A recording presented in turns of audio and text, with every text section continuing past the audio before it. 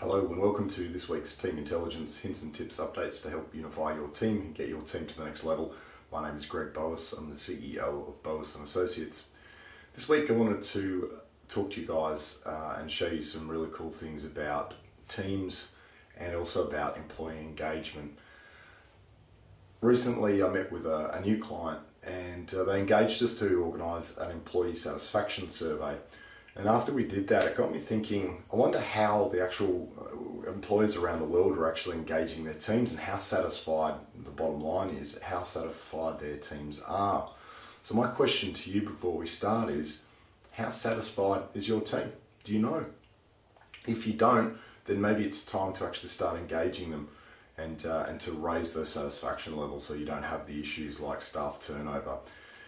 Because after I had this meeting, I did some research on the internet, and the results that I found were quite poor.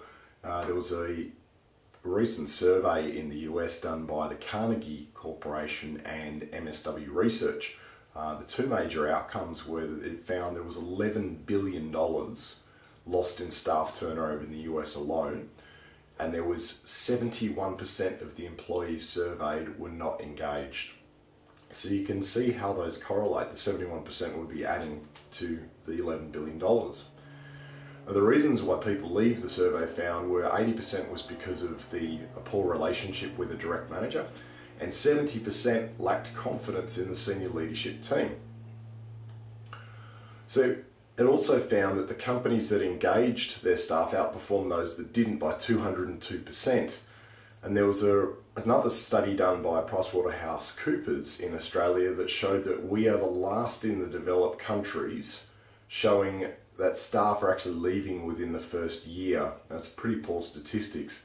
And that study also reflected $3.8 billion lost in productivity and $385 million in recruitment costs to replace those people that had left.